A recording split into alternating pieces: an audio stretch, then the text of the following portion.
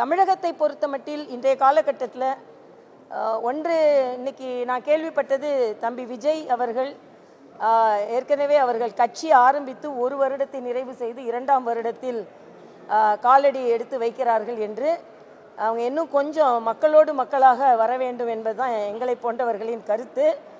இன்விசிபிளாக இருந்ததுலேருந்து விசிபிளாக வரணும். இன்விசிபிள்னா politically invisible. திரைத்துறையில் நான் சொல்லலை. இன்னும் பனையூரிலிருந்து பணியூருக்காக பணி செய்வதற்காக ஊராக செய்தால் அது சரியாக இருக்கும் என்பது எனது கருத்து. ஆனாலும் ஓராண்டை தாண்டி ஓராண்டு ஆயிடுச்சுன்னு சொன்னாங்க, அப்படி தானே? கரெக்ட். அதுக்கு எனது வாழ்த்துக்களை நான் தெரிவித்துக் கொள்கிறேன். எந்த அரசியல் கட்சியாக இருந்தாலும் நடை போடுவதற்கு எனது வாழ்த்துக்கள். அதே மாதிரி நேற்றைய பட்ஜெட் மிகவும் மகிழ்ச்சிகரமான ஒரு பட்ஜெட். ஏனென்றால் மாதம் 1 லட்சம் ரூபாய் ஊதியம் பெற்றால் கூட அவர்கள் வருமான வரி செலுத்த போவதில்லை. நம்ம எப்போவுமே ஒரு பட்ஜெட் வந்த உடனே வரி வரி வரின்னு சொல்லுவோம், வரி சுமைன்னு சொல்லுவோம். ஆனால் வரி வரியாக பாராட்டக்கூடிய பட்ஜெட்டாக இந்த பட்ஜெட் இருந்தது. அதனால தான் நான் ஆங்கிலத்தில் சொன்னேன், இதற்கு முந்தைய அரசு யூபி அரசு டாக்ஸிங் த பீப்புள், நம்ம we have make the people tax free அப்படின்னு சொன்னேன். அதனால் இன்னைக்கு உண்மையிலேயே மகிழ்ச்சியான ஒரு விஷயம்.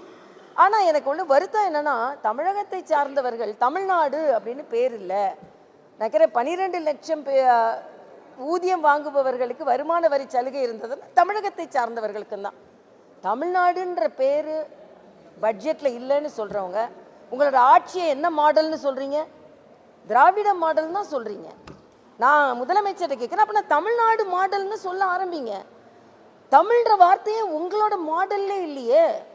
அப்போ தமிழ்நாடு மாடல்னு கூட நீங்கள் சொல்ல மாட்டீங்க. ஆனால் திருக்குறள் அங்கே பயன்படுத்தப்பட்டிருக்கிறது.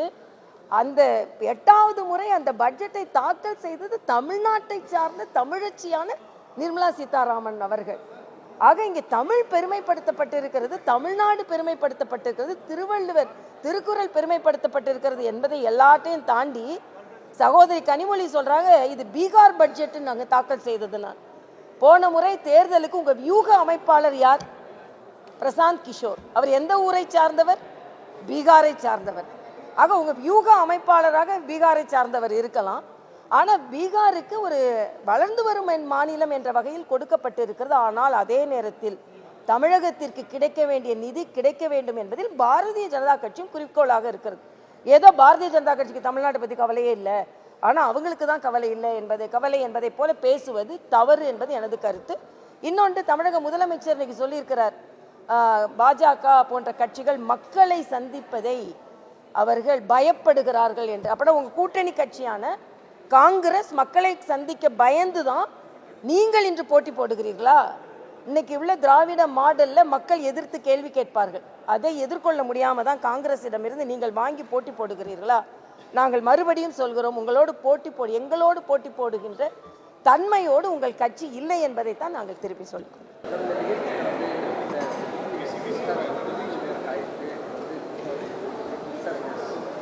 இல்லை, அதுதான் நான் சொல்றேன். இது மட்டும் இல்லை, நான் அன்னைக்கு ரயில்வே துறையில் ஒரு நிகழ்ச்சி நடக்கும் போதும் கரண்ட் கட்டாச்சு. அதுக்கு காரணம் மாநில ரயில்வே என்ற மாநில மின்சாரத்துறை.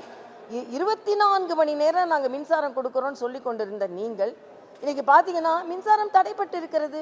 இதிலே உங்களுக்கு அது இந்தியா முழுவதும் இருந்து டாக்டர்ஸ்கள் வருகிறார்கள். தமிழ்நாட்டின் பெருமை இப்போ பறைசாற்றப்பட்டிருந்தது.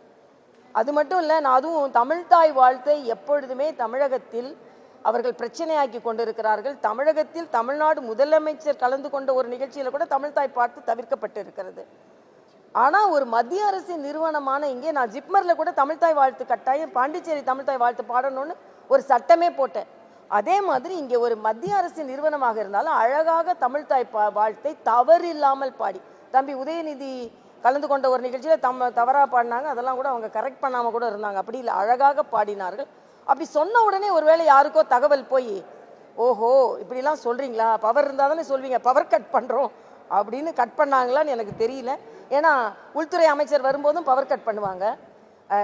பாரதிய ஜனதா கட்சியை சார்ந்தவர்களே தான் பெரிய நிகழ்ச்சியில் கலந்தால் அதுக்கு பவர் கட் பண்ணுவாங்க. இது ஒரு டைப் ஆஃப் பவர் கட். நீங்கள் எவ்வளவு கட் பண்ணாலும் எங்கள் பவர் ஏறிக்கிட்டே தான் போகும் என்பதை நான் தெரிவித்துக் கொள்கிறேன்.